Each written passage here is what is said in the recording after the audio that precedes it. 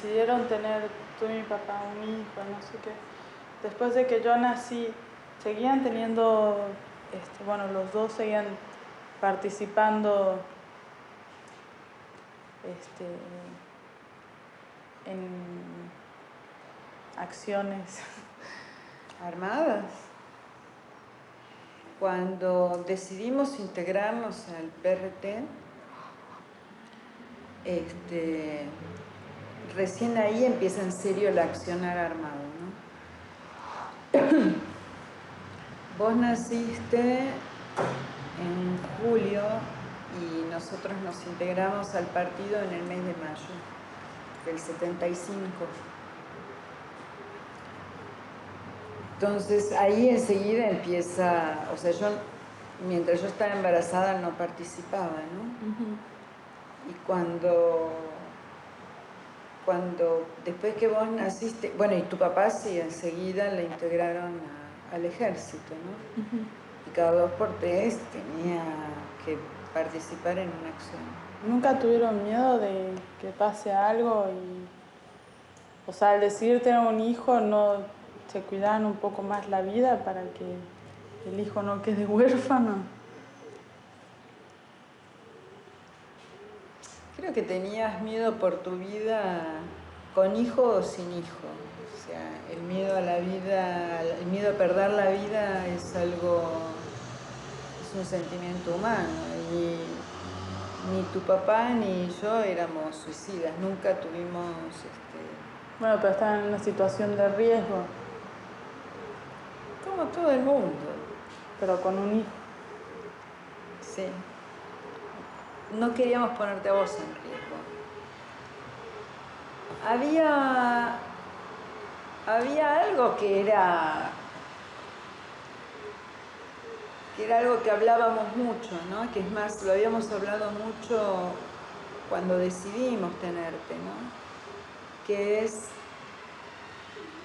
por eso una idea esquemática, hoy se puede ver como una idea esquemática, pero que vos decías, bueno, con tus compañeros tenías una relación de afecto tan grande y vos sentías que pensaban igual y que querían igual y que sentían igual que vos, que si a vos te pasaba algo, había un compañero que inmediatamente iba a reemplazarte afectivamente y tu hijo iba a estar bien, iba a estar defendido. Y no iba a haber un riesgo real con respecto a tu hijo de que no creciera bien. Creo que este era un sentimiento compartido. Y no es para nosotros por ahí más saludable tener a nuestros padres vivos que estar en familia, con otra familia y tener, o sea, siempre un trauma porque nuestros padres prefirieron quedarse en la militancia que quedarse con los hijos. Yo entiendo que es válido tu sentimiento, pero de verdad no pensamos, o sea, sí los cuidábamos mucho a ustedes, ¿no? O sea, de no ponerlos a ustedes en una situación de riesgo. Pero creo que tampoco nunca habíamos meditado de que, bueno, que lo que a ustedes les podía pasar era más adelante de sentir la falencia o la bronca de que el otro se haya expuesto, ¿no? Como nos expusimos todos.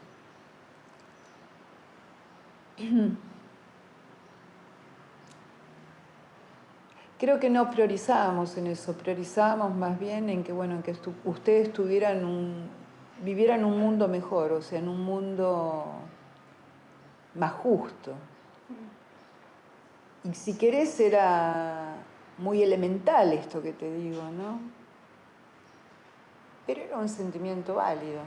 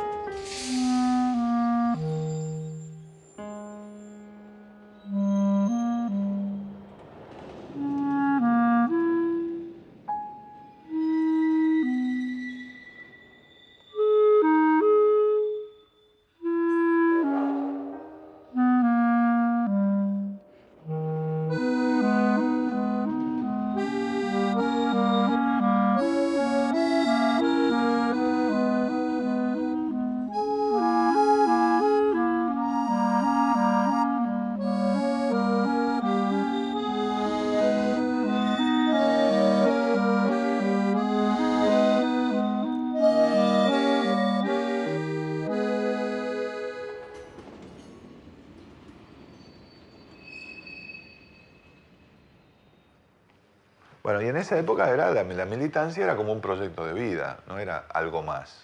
O sea, uno organizaba, la idea de la militancia revolucionaria, como la idea era que la revolución estaba a la vuelta de la esquina, no era algo más, la militancia era algo que se sumaba a tu vida, sino que pasaba a convertirse en el proyecto de vida, alrededor de lo cual giraba todo lo demás, lo que vos estudiaras, tu profesión, lo que vos, tu trabajo, tu familia.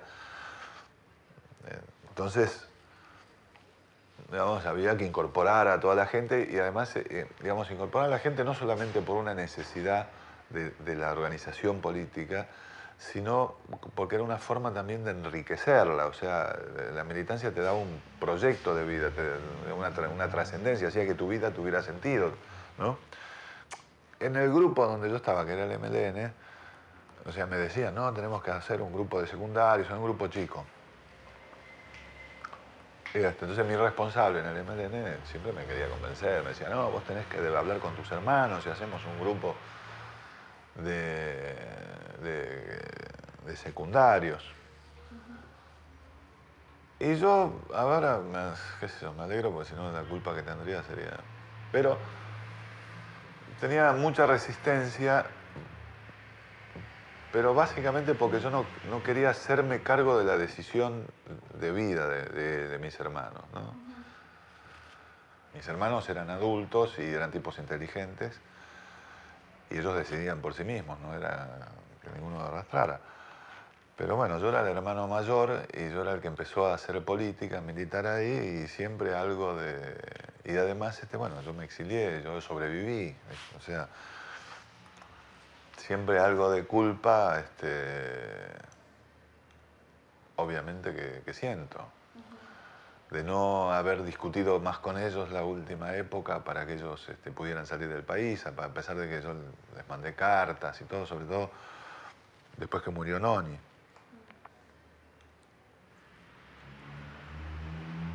A mí me hizo bolsa eso, porque además, bueno, era la primera muerte. A partir de ahí, cada 6 meses era, bueno, o el abuelo, o Pata, o algún amigo, o Irene, y bueno, y Víctor nunca supimos.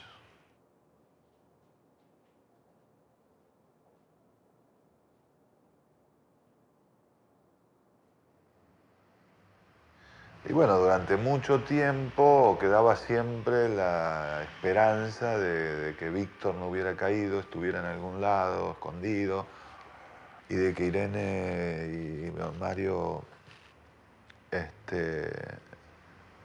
estuvieran detenidos, vivos. Y bueno, yo creo que primero perdí la esperanza después de un bastante tiempo. Sí, en el 79, una cosa así, creo yo, de que sí, que de los que estaban desaparecidos estaban muertos. Y con Víctor siempre había como la esperanza, sí, aunque sea chiquita, una lucecita mínima de que hubiera podido escapar a algún lado, pero era más que nada una esperanza muy irracional, porque si él hubiera podido escaparse, hubiera encontrado alguna forma de comunicarse, ¿no? En algún lugar como que tenías la fantasía de que estuvieran vivos. Yo siempre no podía pensar que lo de Noni lo sabía, era así, porque sabía además cómo la habían matado, no como decían ellos. Yo pensé que Irenita y Mario, viste como eran chicos así jóvenes y, bueno, podían estar, la fantasía era que a lo mejor, viste cómo se robaban los chicos, los militares con las madres parían y se robaban los hijos del vientre de la madre y después mataban a la madre. Yo pensaba que a Irenita y a Mario a lo mejor alguna familia de militar se había compadecido y los había llevado para que les enseñara dibujo a los chicos, Mario y Irenita, y música. Esa era mi fantasía, que pudiera haber algún militar bueno, pero todos son unos genocidas. Es que uno no puede, la desaparición de personas, eso es lo terrible. Te dicen 20.000 veces, están muertos, están muertos, están muertos. Y vos no lo creés, no lo podés creer. Es increíble, es increíble. Es como que las personas, viste, no desaparecen como si fueran cosas. Entonces, si están muertos, uno es como que hay una parte de la vida de ellos que es su propia muerte que te falta para construir la historia. Entonces, era muy difícil pensar y aceptar que estaban muertos.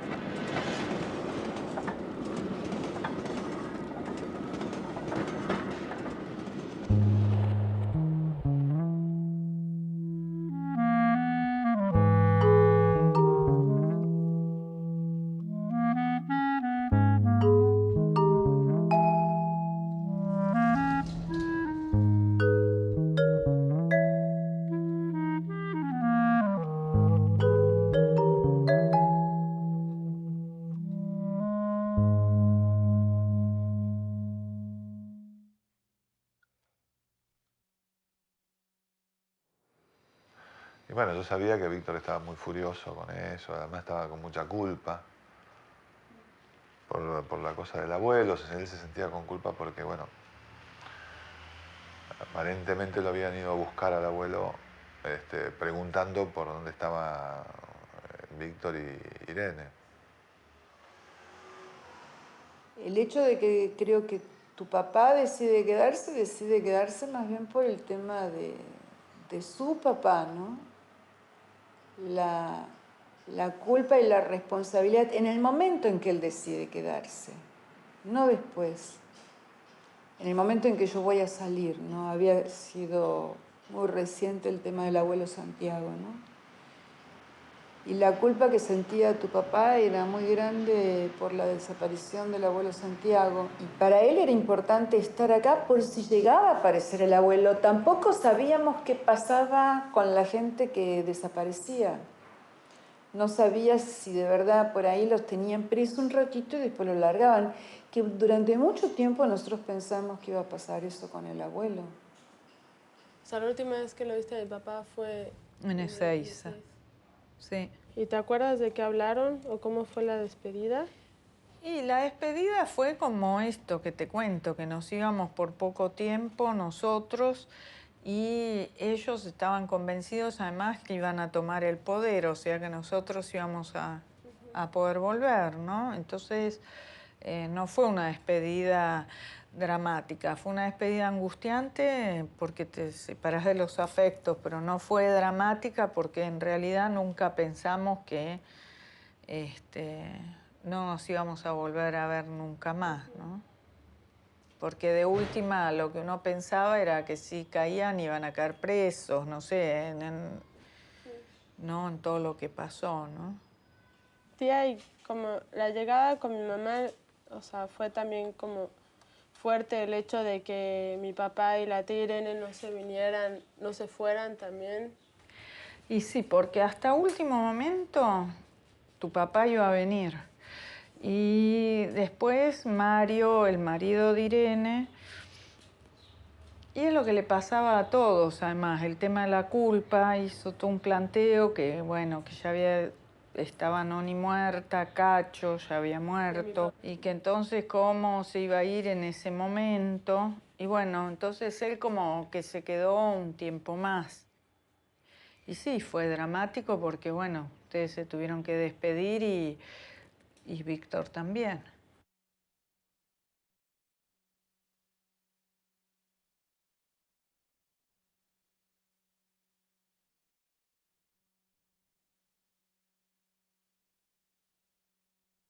Y bueno, yo voy por 1 mes y medio con la condición, no voy en el exilio, digamos, yo voy para volver acá. Pero yo no tenía conciencia, mucha conciencia de la represión que se venía. Yo no, realmente no tenía mucha conciencia. Y bueno, fui y no pude volver, porque cuando estaba allá en México, estaba a punto de volver, los chicos me hablan por teléfono y me dicen que ahí hablé con Víctor y hablé con Irenita y Mario y me dijeron que a Santiago lo habían secuestrado. Y no pude volver, y que me buscaban a mí. Me habían ido al departamento mío, que ya habían ido a la casa del apoderado mío. Bueno, y me quedé en México. La sensación que tengo más fuerte es el último día que veo a tu papá, ¿no? Cuando nos despedimos de verdad y tanto tu papá como yo tomamos conciencia de que, bueno, que el día 22 de agosto voy a salir de Buenos Aires, ¿no? Creo que estábamos por el centro. No me acuerdo si era yo o era tu papá el que iba a tomar el subte, ¿no? Y es un poco, ese es el último lugar donde nos despedimos y bueno, donde te miras y decís, bueno, qué sé yo, si te vuelvo a ver, ¿no? Expectativa de México como país, de verdad no tenía ninguno. Para mí lo único que yo conocía de México eran las fotos de las pirámides y una película mexicana vieja por televisión, ¿no? O sea, nada más. ¿Con qué me iba a encontrar si era con un maya bailando en el medio del aeropuerto, con Pedro Infante vestido de mariachi? No sabía, ¿no? Creo que tampoco tenía ningún tipo de expectativa con respecto a México. Mi drama era más que nada lo que estaba dejando atrás, ¿no? Y el peso y el agobio de toda la sensación de la ausencia de los que yo quería, ¿no? Que era cada día había un ausente nuevo, ¿no? 1000 veces me quise volver. No volví porque el partido no apoyó, porque si el partido hubiera dicho en ese momento, así como en algún momento los motos dijeron en el 78 hay que volver, si yo hubiera estado en los motos hubiera vuelto. Mi vida era un hueco negro. ¿Qué estaba haciendo en México?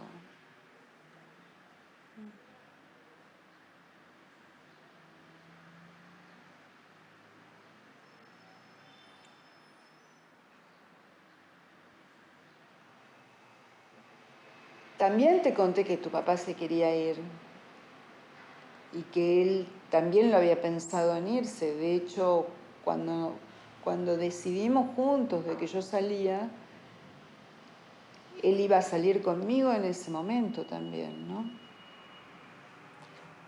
Lo que pasa que, bueno, había una sensación dual rara, qué sé yo, te querías ir, pero tampoco te querías ir, que era un poco lo que me pasaba a mí en el puente Paysandú, ¿no? Quiero salir y quiero salvarme y quiero seguir adelante, pero no me quiero ir, carajo, me quiero quedar y me quiero quedar con mis compañeros. Es muy difícil decirte esa sensación o poderla intelectualizar o para mí es difícil ponerla en palabras, ¿no? Estabas dejando los que querías, ¿no? Qué sé yo muchas veces he pensado en esto que vos decís, que para mí es un reclamo, ¿no? Y un reclamo hacia tu papá porque se quiso quedar, ¿no? Para él vos no eras más importante o menos importante que sus compañeros, que su partido, que su militancia o sus sueños. Él tenía un afecto muy grande puesto en vos. No, no es que eras menos importante, pero había como cosas que había que hacer en un momento y cosas que había que hacer en otro momento. Obviamente que preferiría haber tenido a mi papá vivo y que mi papá me haya criado. Pero no me tocó, y me tocó un padre que es Nerio, que es maravilloso también. O sea, siempre pensé todas las opciones. Si mi conflicto más grande era qué iba a pasar si Víctor aparecía. Si Víctor aparecía o sea, ¿qué iba a hacer? Porque yo a Nerio ya le decía papá, y Nerio era mi papá, ¿y qué iba a hacer entonces?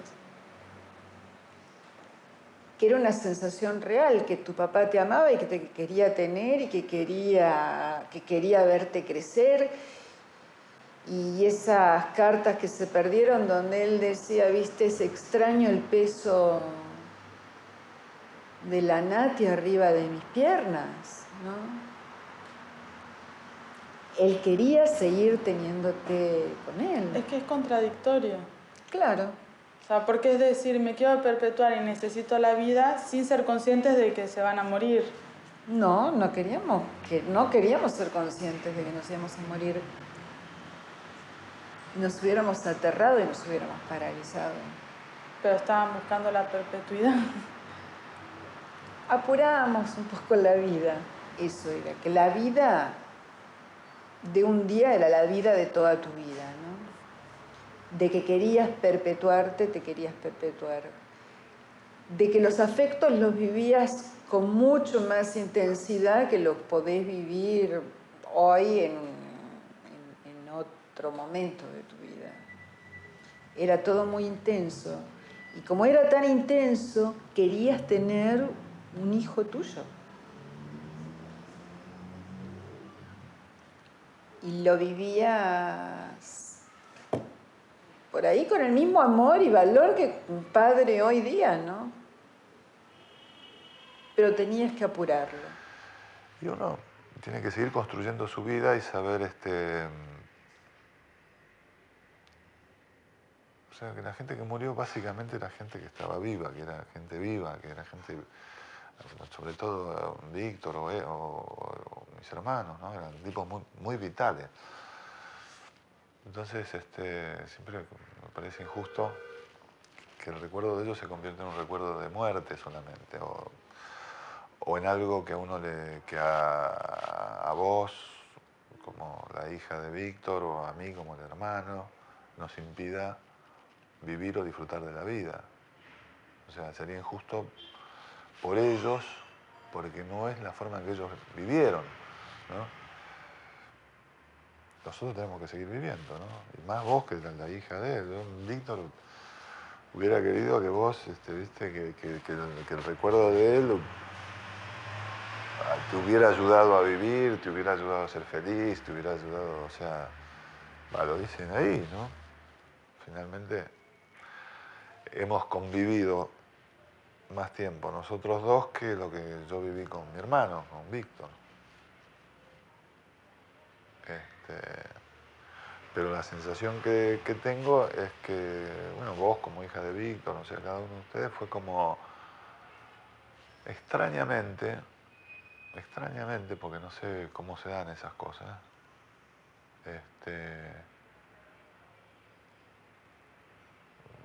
o sea, que podrían haberse, o sea, que es como que fueran hijos de ellos, ¿viste? Bien. Supongo que si ellos hubieran estado vivos, ustedes serían como son, eso es lo que digo, ¿no?